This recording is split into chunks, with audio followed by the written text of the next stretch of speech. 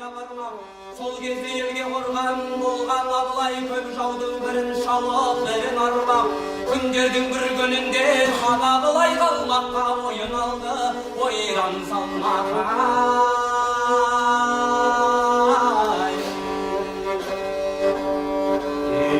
Жиналдың жең оян, ығай-сығай Тасболат Бәйжігіт пен Бейтолбай Тубаста Абылайды хан көтерген қамқоры Қарауылдың шешең-ай.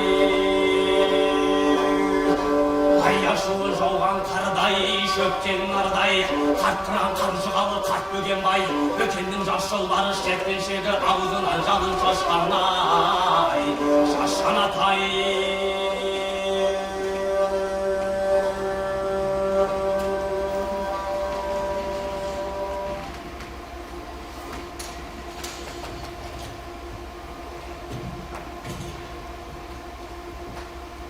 Жиылды өңшең бөрі Бурабайға, Алаштың кебесіндей ізгі жайға, батырлар бұғаудағы арыстандай, Абылай тұңғиық бір терең ойда. Бәрі де ел қорғаны батыр билер, аттанбай тек жатудан таппай пайда, жүрелік жау басынар деген сөзбен салады қанай биді Абылайға. Биғанай, бұл қалай деп бастағанда Абылай сұрайды оған: Баян қайда? Қанайым, ойың ұғдай тілін шаян. Амал не келген жоқ қой батыр баян. Көп жаудың албастысы ел еркесі, баянның батырлығы алаш қаян. Баянның әруақты құратынан көп қалмақ болмаушы ме қорқақ қоян. Нар кескен, өртте ескен қайтпас болат, баянсыз қанатымды қалай жаян. Биғанай, аттанбайды хан Абылай, келмесе қанды балақ, батыр баян. Деген соң ойы теңіз хан Абылай, аяңдап батырларға қайтты ғанай. Байлаулы бөрілерді аза қылмай, кестелер сөзбен сипап айтты ғанай. Күндеуме, көтеруме кім білепті, батырлар десті жалғыз, баян балай. Көкшенің бауырында өңшең көк жау, күңіреніп күтіп жатты күндер талай. Жау десе жатпай тұғын батыр баян, апырымы, келмеуіңдің мәні қалай. Алыстан қара көрді аяңдаған, жақындап қараудаға келген шақта, шықтай топтан шулап баяндаған.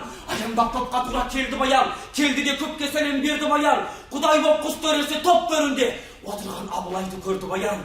Басқаға мойын бұрып бір сөз қатпай, Абылайға балдан басып тұрды баян. Бәйтерек тұңғиыққа төнгеніндей, алдында қол қусырып тұрды баян. Тұрды да, деді Алдияр, сөзім қысқа. Екенім менің баян алаш қаян. Алдияр, ел ағасы ханым дана, алашқа ауыр күнде болған пана, кешігіп күнәлі боп енді алдыңа келдерің, іші жалым, жаны жара. Тұңғиық кез болды ғой кешуі жоқ. Болмаса шыққанда аттар дер тұрама. Талқыға жан жарасын сала алмаймын. Мәнімді мен айтпайын, сен сұрама. Ал енді сәл кедір баялдайын. Жасыны мен несіне жамандайын. Баянның естегені қызық болса көрермен, мен сіздерге баяндайын.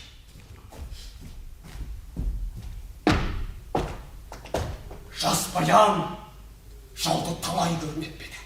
Сорғалап сұңқардайын төндеп беді.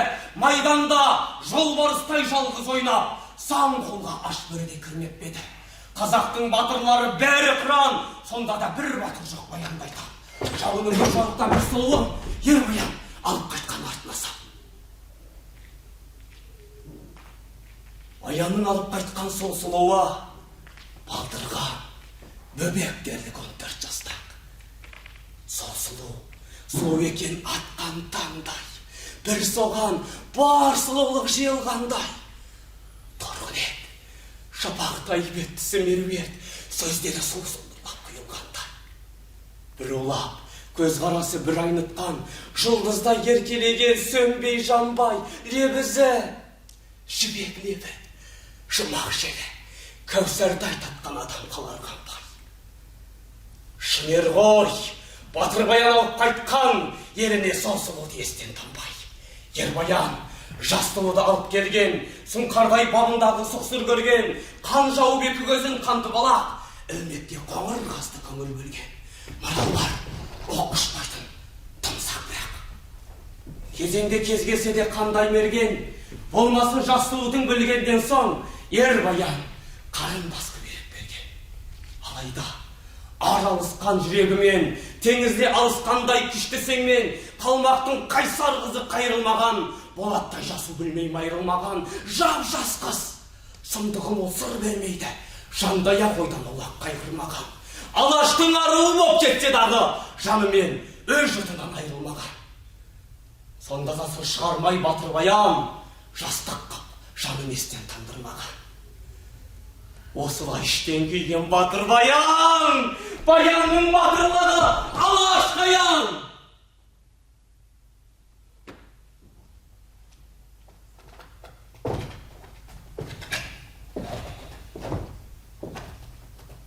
Баянның інісі бар 15 жаста, бөрінің бөлтірегі Баламұжан. Баянның бар ақылы білегінде, билеген асау жүрек қайнаған қан, келген дақсылудың бір қарауынан, Ноянның жүрегінде ұшқын туған. Сол ұшқын өрт қайналып жап-жас Ноян, алысып жүрегімен аласылған. Келді де қызға жаны сөздерімен шығарды жаны шырып іште өртті. Өртіне йотты жүрек қоймақ бекен, тақады сұлу қызды бетке бетті. Қыз сонда, Ноян бауырым, кебем деді. Мен сенің сүйгеніңе сенем деді. Сүйемін, мен де сені тәңір куә, тән түгіл жаным саған берем деді. Нояным, бірақ сенен қалауың бар, деді да сұлу ойға тереңдеді. Өткізген балаусадай бөбек күнім, барқыттай белес-белес белім жатыр. Айбынды арыстандай құмда кезген, күңіреніп қалың қалмақ елім жатыр. Барқыт бен, қашқан қалмақ қалсын адыра, атанам, айым менен күнім жатыр.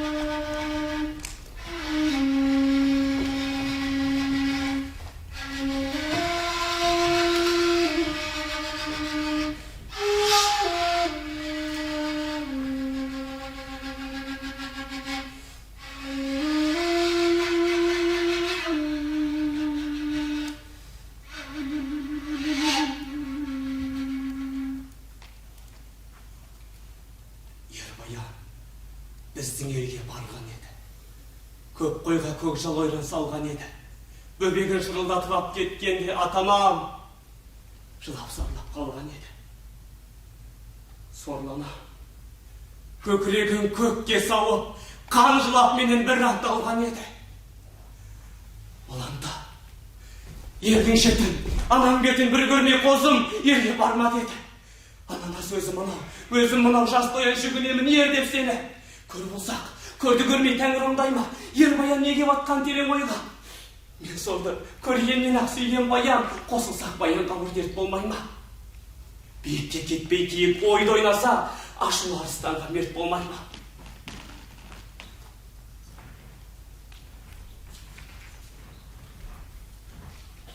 Екеуміз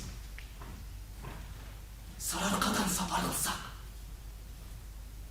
қатерсіз қосылу болмас, берік болмай ма? Ноянға тақап тұрып жалын жүзі, Жасқанынан тұншыққан соң ұмытпай тұрсын қалай өзін өзі. Жарайды! Даярмын деп айтып салды. Ойланып бір мезетте қылмай төзім. Сол сайда уәделерін бекітісі, екеуі аймаласты. Астақ жесі. Сол вақыт мезгіл екен дәл таң алды. Төзім қып Албырт Ноян күтпей таңды. Жүгіріп, жаяу барып жаны ұшырып, жылқыдан екі жүйрік таңдап алды. Азырақ алып қару жарақ, жүйрікке әсем әбзел тұрман салды. Сөйтті де, Сарыарқамен есендесіп, екеуі ескен жерден кетіп қалды. Кетті олар, сәске болды, ауыл тұрды. Алдымен Ербаянға хабар барды.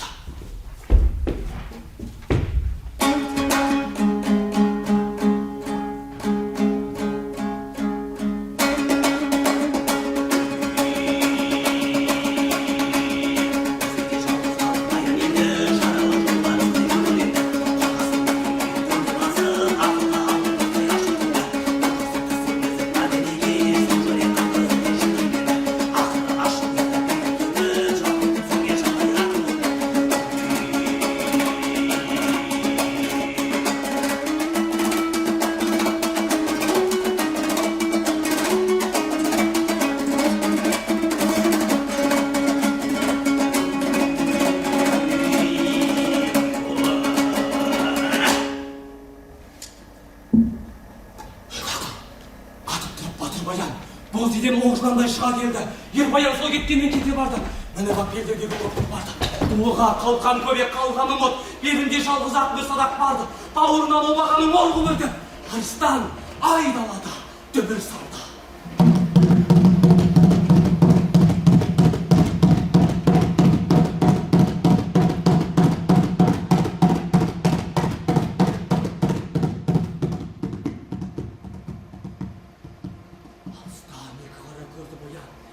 Қарабықтай төнді баян, ой жоқ боп, жүрек жоқ боп, күрекпін боп, сұңқардай сорғалаған келді баян. Қыз түгіл қаны бірге өз бауырын, танымай қалғандай да болды баян. Байланған берде сала садағына, қаршылап қағыр салып болды баян. Ашуын арыстанын байқаған соң, майысып тұра қалды жас баян. Жас баян, жүрегінің мойнын бұрды, жас баян Ербаянға қарсы жүрді. Бір гүлді балдырғандай ноян бала, ашылып шешек жарып, гүлдей жаңа, еріксіз сотқарлығын кешіретін, еркеле беркіландай кіріп қана. Көрсіге тауыл гүлді басылмады. Ербаян арыстандай жаны жара, қалшылдап, көзі қан боп қолын алмай, байланған берде сала садағына. Жас Ноян, жанды өткен сөз қатқанша, сұлуда жетіп келіп, Баянаға дегенше қалды тартып. Батыр Баян, оқ тиіп жүрегінен құлап түсті. Атынан көктетіп өтіп Ноян. Садағын сол мезетте тартты тағы, бір ашып бір жұмбайда көзді Баян, үстіне әнесінің денесінің түсірді тағы шұрым. Қызды Баян.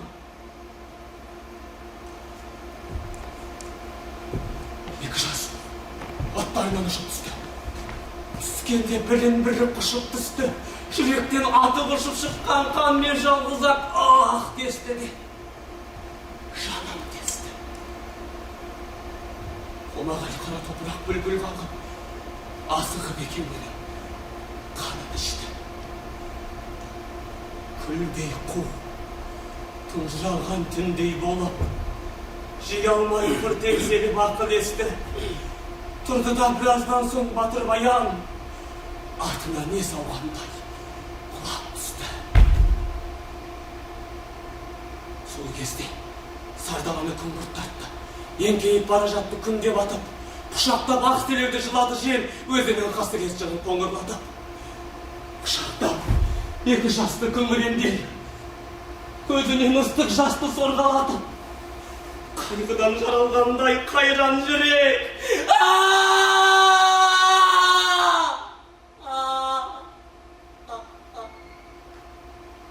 Үзілгенде есіл өзек, қасіретті қара түнде Ербаянның алдында бүлдіргенде екі бөбек. Аузынан ұлы шыққан екі жасты Ербаян сүйді құшып кезек-кезек. Жапанда жапа-жалғыз еңіреттерді. Әлгінде ойдың лағын ашу кезек. Ашудан бұғып қалған қорқақ ақыл күбірлей бастады енді мұның не деп. Sarlanıp kömürenli batır bayan, mezgilde kömür tartkan keşke taman, keng akıl, otlu gayratlık tanım diye bir eden. Erkele gel, alaş tamam.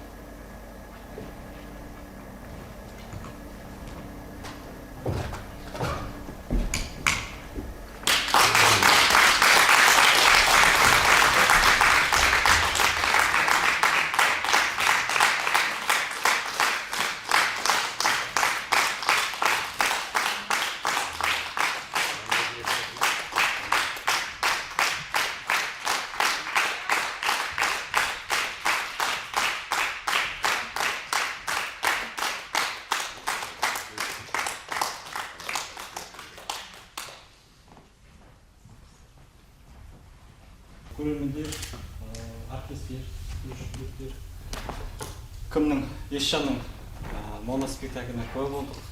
Керемет. Жалпы Есжан тума талант деп айтсақ болады. Есжан достым 4 жыл бұрын ағасымен бір медосмотр өтіп жүрген жерінен өзім көргім. Неден осы мына Павлодарда медикал центр дегеннен. Содан Ешжанды мен өзім кішкене ана Марғұлан университетіне тартып, педагогикалық бағытқа тартып, Ешжан өзі бой бермеген жоқ, мен аға не болам, актер болам. Негізі келген міндетім сол актерлыққа келем деп. Сол мақсатына, межесіне Ешжан жетті. Ешжан жалпы өзі актерлықпен қатар бұның домбыра ойнау шеберлігі де керемет. Ән айту өзінің стилі бар. Сондықтан бұл жеке Ешжанның емес, осында отырған Жұмахан ағаның, Гүлжанат Мұхаулықызының үлкен ерен еңбегі. Мен бағана недегі біздің Қозы Көрпеш баян сұлу спектаклінде де айттым. Бұл ұстаздың үлкен алға қойған мақсаты сол межесіне жетті деп ойлаймын. Өйткені біз жалпы жоғары оқу орнында қандай да бір мамандықты шығарған кезде жалпы мәселе диплом алып шығуда емес, мәселе бір керемет маман болып шығуында. Кім Ешжан енді шын айтқанда бітірген кездегі өзінің шынайы, өзінің талантымен енді қайғы жерге барса да ұялмайды, дипломын алып, сол жерде бір жерде өзі үлкен бір маман иесі болып, соны жалғастырады деген нық сеніммен айтуға болады. Сондықтан Ешжанға құтты болсын дейміз, баршамызға құтты болсын. Кафедрадан осындай керемет талантты студенттер шығып, өзінің жеке моноспектаклін қойып жатыр деген, бұл деген үлкен жетістік. Бұл шын айтқанда кафедраның жетістігі, бұл ұстаздың жетістігі, бұл университеттің жетістігі. Сондықтан баршамызға құтты болсын. Енді ұстаз ретінде Ермат аға сөйлесін. Ерка сөйлейсіз бе? Бағана сөйлемеді ол. Келіңіз, осы шығыңыз. Жоқ, қанша қыз шығып тұрмыз, неге түсіп ана, неге түсіп Кафедрамыздың ұстазы Ермат Нахатұлы. Бұл кісі осы кім Ешжанға 4 жыл бойы дәріс оқыды. Қазақ музыка тарихынан енді бұл кісінің де бір ауыз пікірін білейік. Тарихтан оққан бір жағынан ғой, екінші жағынан бүгінгі мына Ешжанның Баян Батырды бұл деген өте трагедиялы жағдай ғой. Өте қиыншылық жағдай. Сол уақытта өз несіндегі өз інісін өз қолымен өлтіргенін сонымен жеткізіп отыр бізге. Әрбірінен, бірақ та онда намыс керек қой. Адамның өзі намысы ешқашан да еш уақытта жібермейді. Сол бір қандай бір қиыншылық болса да, қандай негеде болса да, бәрібірде өзінің інісін өзі пида етіп, өз нелерімен Батырдың өз жүрегіндегі өте қиянатты бір несін жеткізіп отыр. Ешжанға енді немен айтамыз енді? Ешжан ол өте бір кәсіптік деңгейге жеткізіп отыр. Кәсіптік деңгей деген нәрсе ол жалғыз мынау әнмен емес, өзінің толық сөзімен емес, әрқашанда мынау инструментте, мынау қолында алған әрбір нелерде берілген инструменттің өз несіндегі нелерді жеткізіп, домбыра болсын, ана қобызы болсын, өз несімен әрбір ырғағына соны жеткізіп отыр әрбір дәрежеге. Сондықтан Ешжан, саған енді өмірлік сенің азығың, қайткенмен де сен енді бізге көрсетіп отырсың. Осында бір жағынан шеберлігіңді, екінші жағынан мына дайындаған міне Жұмақанның дайындаған өз несімен, Гүлжанаттың дайындаған, енді бұлардың әлгі режиссерлік ретіндегі дайындаған нелер ғой. Бірақ та бұны жеткізгенді, жеткізуші ол актер болу керек. Сондықтан сол үлкен дәрежеге сен жете бер. Әрқашанда саған жақсы бір өмірлік бір актер болғандай, біздің бір сыйлап айтып жүретін бір жақсы бір актердің бір деңгейіне жеткендей, Қазақстанның бір еңбек бір жақсы бір сыйлығын алуына соған жете бер. Сондықтан жолың болсын. Міне бүгінгі күнде енді мына Әділқазы Алқаш шеше береді ғой. Сіздерге құтты болсын. Балаңыздың осылай сахнада көріп, сонау осыдан 4 жыл бұрын қайтай осы университет қабырғасына келген бала бүгін міне сахнаның төрінде жалғыз өзі спектакль ойнап отыр. Бұл әрбір әртістің бағына бұйырмайтын дүние. Кейбір әртіс моноспектакль ойнамай да кетеді. Ол хақ нәрсе. Ол үшін сен ұстаздарыңа үлкен рахмет. Енді Ешжан өзінің талабымен, талантымен, жалпы өзінің еңбекқорлығымен біздің театр сахнасында да рөл ойнап жүрген бала. Сол себепті мен ойлаймын, бұл сенің алғашқы қадамдарың, тек қана алға баса бер. Әлі де талай спектакльдер, моноспектакльдер бағына бұйырсын. Амин. Енді бүгін өздеріңіз көрдіңіздер, Мағжан Жұмабаевтың Батыр баян поэмасын сахналап, қандай 5 аспап, барлық аспаптарда өзі ойнап, өзі поэманы мен ойлаймын жеткізе білді деп.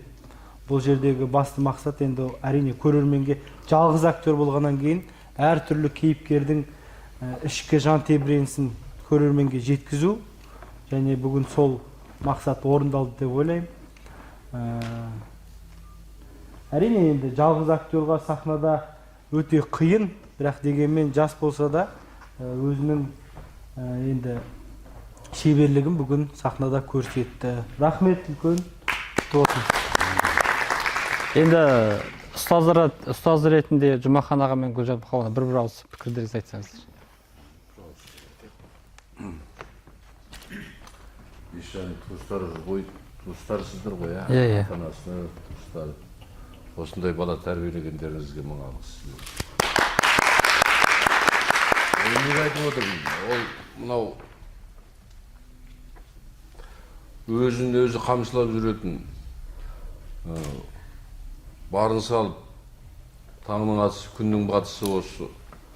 Біздің өзіміздің шеберханамызда жұмыс жасайтын азаматтың бірі осы жігіт. Мынау инструментті басында жақсы меңгермесе де өзі анау қобызды сатып алып, мына киімнің өзі тігіп, етігін сатып алып, анау домбыра, дауылпаз бар, анау сыбызғы бар. Соның бәрін игеру, ол әркімнің қолынан келмейді. Сондықтан... Жоқ, ана кісіні айтам, гриль жатыр деймін. Ешан дейді. Светіне жүреді. Сондықтан бұл поэма ертеректе жазылса да, кімнің Мағжанның жазған поэмасы. Бұл туралы кинода түсірілді. Сол кинода Жұмахан деген жігіт қой, ұмытпасам. Жамбылдың актері ойнайды. Ол поэмада кино жасау бекерден бекер оны жасамайды ғой. Мысалы, инсценировка жасап, кейбір шығармалардан, романдардан, мына Оралхан Бөкейдің шығармаларынан неше түрлі спектакльдер шығарып жатырмыз. Оның бірі біздің өзіміздің Жүсіпбек Аймауытов атындағы театрда жүріп жатты. Несі Кербұғы, сосын немене? Атаукере. Сондай спектакльдер жүріп жатыр. Енді көзіне мақтағаным емес, енді бүкіл осы кафедрадағы өзінің курстастары біледі, қандай жігіт екенін. Сондықтан ісіңе сәттілік, Құдай берсе, Алла жазса, амандық болса, жақын күндері дипломды қолыңа аласың. Сонан кейін енді үлкен мынау баспалдағы ғана. Әлі қырғын айқастың көкесін әлі көресіңдер. 5 баламыз бітіріп жатыр ғой, соның ішіндегі осы біреуі осы Ешан ғой. Центральный герой бүгін бағана қоз көрпештегі сіз көрмеген шығасыздар, сіздерді мен бағана көрмедім. Көрген жоқсыздар. Көрдіңіздер ме? Қоз көрпеште Қарабайды ойнап, жаңағы көрерменнің ойынан шығып, ыстық ықыласына бөленіп жатыр. Бұл баламызға айтатынымыз сол сәтті сапар тілейміз. Мынау өнер деген аласапыран, ақборан, аққұйын майдан. Бейбітшілік майданы дейді. Сол майданда жеңілмей, өзіңді өзің қамшылап, достарыңның жаныңда жүрген жақын жораларыңның алды бол. Ертең көм бір мынау елдің қошеметіне бөленуден артық бізге еш нәрсенің керегі жоқ. Міне осындай қол шапалақтағаннан басқа бізге еш нәрсенің керегі жоқ. Сондықтан оған жету қиын, өте қиын. Сол ықыласына бөлену, халықтың ықыласына бөлену өте қиын. Саған ақ жол тілейміз. Кейде біз ұрсамыз, неге ұрсамыз? Біздің ұрысқанымыз ол қамшы. Сабаймыз. Сабағанда қолмен сабамыз, сөзбен сабаймыз. Қазір қолмен сабасаң сотталып кетесің ғой, қазір заң жаман. Сондықтан біз қайрақ болсақ, бұлар пышақ. Біз бұларды қайрап, жүзін шығарып қойдық енді. Ол ертең өте ме, өтпей ме, ол болашақтың ісі. Сондықтан біз қайрадық. Қазір өтіп тұрсың енді. Жақсы ал. Сізге сәттілік. Қайда жүрсең де өнердің үлкен бір биігінен көріне біл.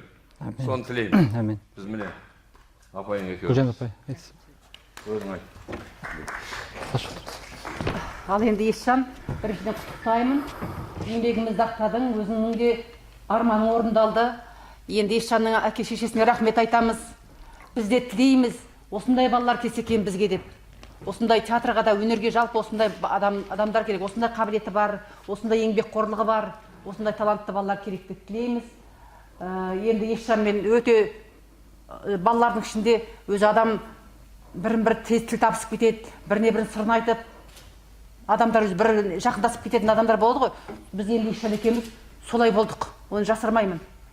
Өнерде де екеуміз сабырласып жүріп, давай былай істейік, давай былай істейік.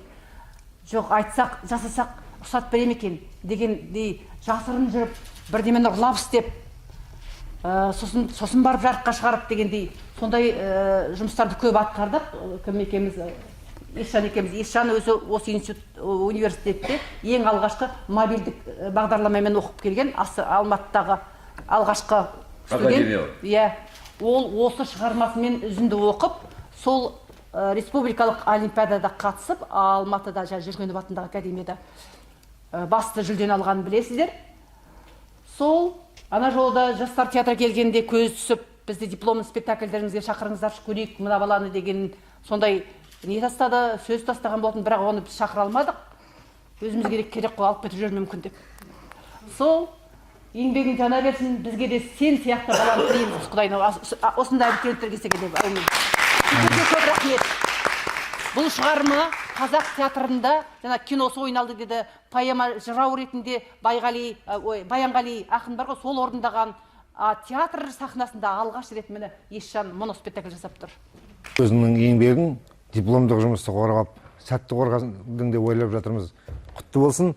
Мен жалпы бағанадан бері айтып отырсыздар ғой, ата-анасына рахметті, біраз ата-анасының еңбегі бар шығар. Бірақ дегенмен де мынау бұл қуаныш жалғыз бір отбасының, ата-анасының, туған-туысқандарының қуанышы емес сияқты. Бұл қуаныш ең біріншіден мынау Торайғыр атындағы қасиетті қара шаңырақ қой. Осы университеттің қуанышы деп білем. Бұл Ертіс Баян өңіріндегі қасиетті қара шаңырақтың бірі Жүсіпбек Аймауытов атындағы біздің театрымыздың қуанышы деп білем. Бұл жалпы біздің Ертіс Баян жұртшылығының қуанышы деп білем. Өйткені бұндай жаңағы тума таланттар үлеуде біреу кездеседі. Жаңағы тас лақтырсаң талантқа тие беретін заман емес қой. Сондықтан да осы баланың бойында бір от болған шығар, ұшқын болған шығар. Соны байқап, үрлеп, маздата білген Жұмақанаға жетекшісі ретінде сізге рахмет етем. Енді бүгін міне әдемі қойылым жасап жатыр ғой. Енді біз кәсіби маман емеспіз. Бәлкім бір кемшін тұстары болған шығар, оны енді біз анықтап айта алмаймыз. Көрермен ретінде біздің жүрегімізге жетті. Бұл өзінің актер екеніне бізді сендірді, иландыра білді. Режиссер мен екеуінің арасындағы жаңа мына кісі айтып отыр ғой, мен бағанадан бері айтып отқам, екеуінің арасындағы бір әдемі тандемді көрдім.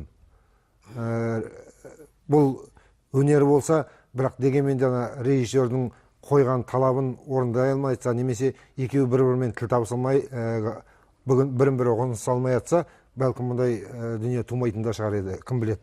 Сондықтан да енді бір әдемі адамды елжірететіндей бір қойылым болды деп айтам. Жалпы бұл саған тек қана қуаныш емес, бойыңа үлкен бір жауапкершілік жүктеп отыр деп есептеймін.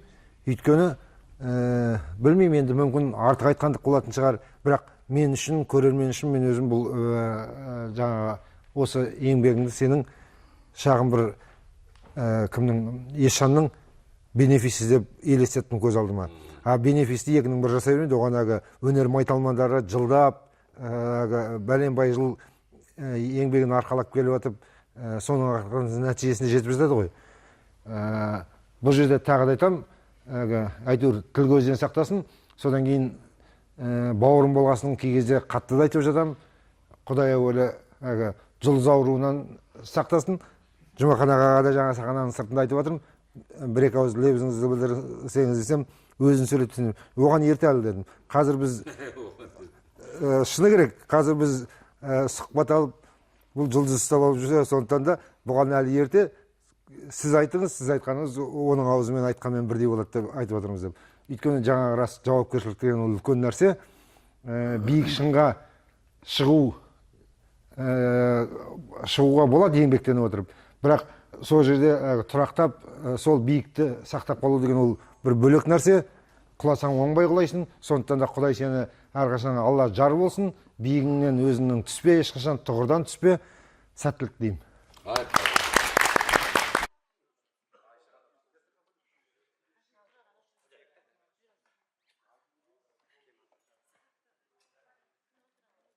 Gözü şahit koyayım.